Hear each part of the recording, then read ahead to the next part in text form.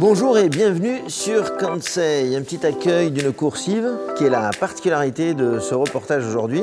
Kansei ne vous a pas habitué à aller dans des résidences ou dans des logements collectifs. Là, la prise de parole est tellement significative de la part du Crédit Agricole Immobilier, Monsieur Noyac, Christian, et de Pierre-Louis Taillandier, architecte, que nous avons souhaité faire une émission spécifique sur une résidence. Nous sommes à Andromède, Blagnac, dans la résidence intitulée Caractère, comme les gens et comme le projet. A tout de suite.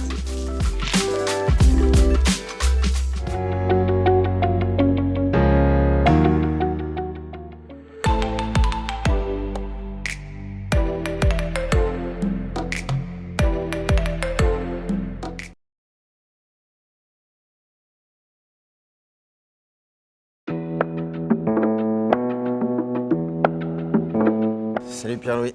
Salut Steph. Vas-tu bien? Ça va, et toi? Écoute, on se bat, hein?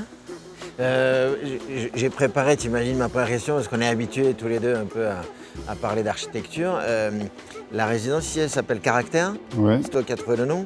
Non, c'est le promoteur, mais il a oublié ça, le caractère, peut-être. Ça a fait moins joli.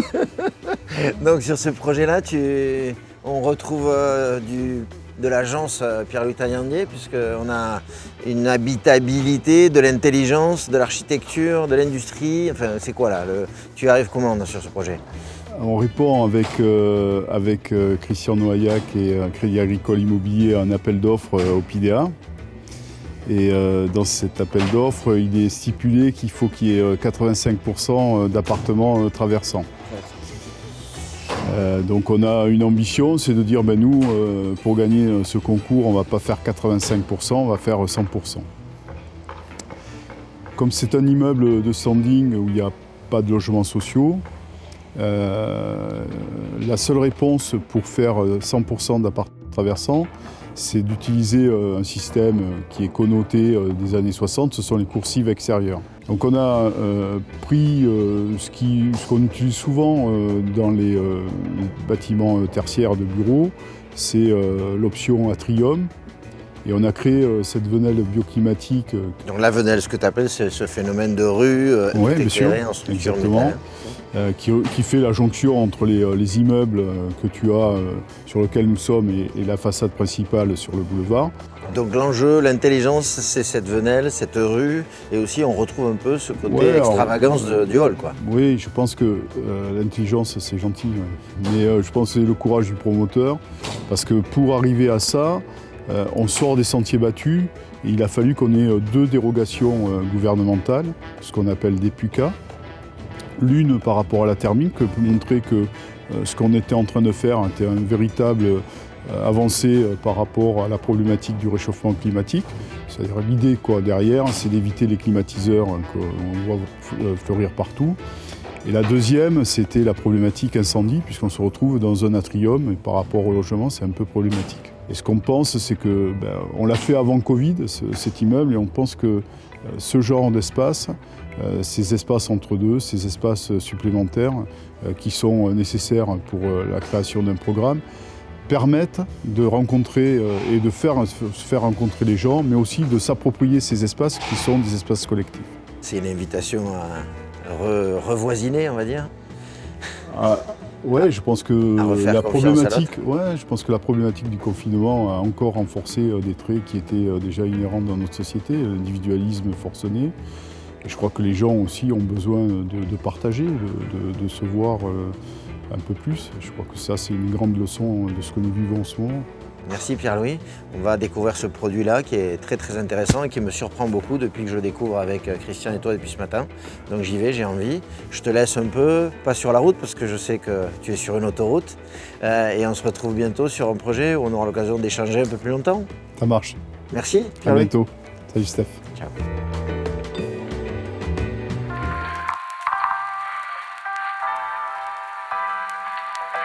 Bonjour Christian. Bonjour Stéphane. Merci de nous accueillir ici. Avec grand plaisir. Résidence Caractère, on vient d'en parler avec Pierre-Louis. Crédit Agricole Immobilier, c'est quoi exactement?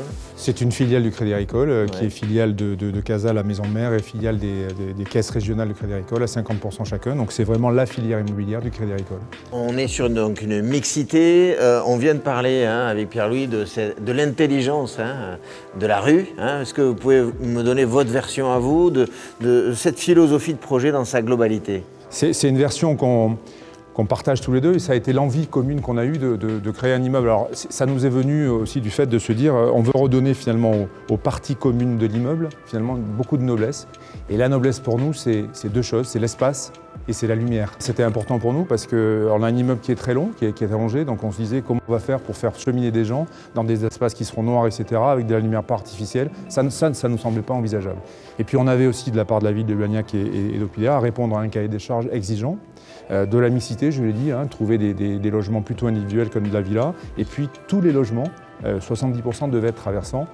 On a relevé le pari de faire 100% traversants. On retrouve des matériaux qu'on retrouve habituellement dans les immeubles de bureaux, en tout cas dans le côté industriel. Donc j'imagine que la contrainte, c'était au-delà de la lumière, c'était le génie climatique. Alors c'est ça, parce que cette venelle-là, on l'a voulu bioclimatique. Donc l'idée pour nous, ça a été évidemment de ventiler ça.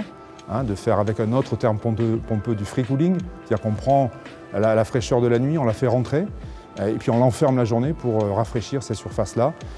L'idée, c'est pas d'avoir une climatisation, mais c'est d'avoir une températion, finalement de se dire quand il fait 35 ou 40 dehors, ici il va faire que 30. Mais là, je peux vous garantir que 10 degrés, ça se sent forcément. Alors parlons un peu de la particularité de ces logements, puisque là je ne connaissais pas, en fait, je viens de découvrir le souplex. Le souplex.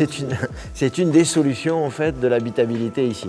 On a décliné alors peut-être pas toutes les formes, ça serait là aussi, à mon avis, peut-être un petit peu pompeux. On a décliné plusieurs formes de logements. On a des logements traversants évidemment, qui sont sur le même niveau. Donc ça, ce sont des simplex. D'accord, on va rester dans la série des ex. Voilà. On a des duplex, des appartements où on rentre par le bas et puis on chemine dans les chambres par un escalier, on monte. Puis on a des souplex. Alors le terme n'est peut-être pas très joli, mais alors on fait l'inverse, on rentre par le séjour et on descend aux chambres. Donc on a mixé tout ça. Et puis on a aussi au rez-de-chaussée, ce qu'on a appelé des villas, qui ne sont pas des villas dans le sens traditionnel du terme, mais on les a appelées villas parce qu'elles ont une entrée particulière, elles ont un jardin, et elles sont au rez-de-chaussée. Dans ce genre de projet, votre lab, entre guillemets, votre intelligentsia, parce qu'il faut trouver des solutions, c'est le fruit de la collaboration entre des cabinets d'architectes, et en l'occurrence là c'est des taillandiers, et vous-même, comment vous mettez en œuvre un nouveau projet immobilier d'habitabilité aujourd'hui? Ce qu'on essaie, c'est évidemment d'empiler de l'expérience de ce qu'on a vécu, d'écouter beaucoup nos clients. Nos clients ont une expérience aussi, et il y a des choses qu'ils aiment bien, d'autres qu'ils n'aiment pas.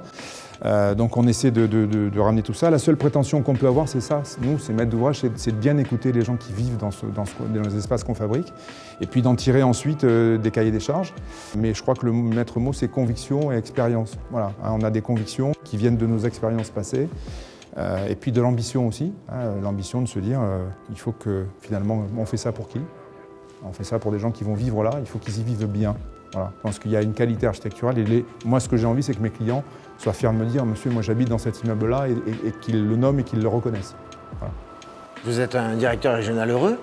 Je pense qu'on peut le dire, oui. Ouais, ça se sent. Ouais, ça va, non, c'est de la passion. Ouais. Vous avez dit ambition, plaisir, bonheur, l'écoute de l'autre, ouais, c'est tout ce que je ressens dans notre entretien. Conseil vous remercie, c'est la première fois qu'on vous voit apparaître, alors que vous êtes un vrai acteur et que l'habitabilité, le logement font partie des sujets urbains et architecturaux. Donc merci de nous avoir accordé ce petit moment. Nous restons très attentifs à cette intelligence qui progresse, avec des gens comme vous, qui sont très charmants. Merci pour votre accueil. C'est moi qui vous remercie. Au plaisir. À bientôt. Au revoir. Encore une fois, une émission, un reportage complètement particulier. Encore une fois aussi, un témoignage sur les architectes, les entreprises, les entrepreneurs, les gens ambitieux et aussi les artisans. Vive l'architecture. Très bientôt, de nouveaux reportages parce que 2021, c'est plein de projets. À très bientôt.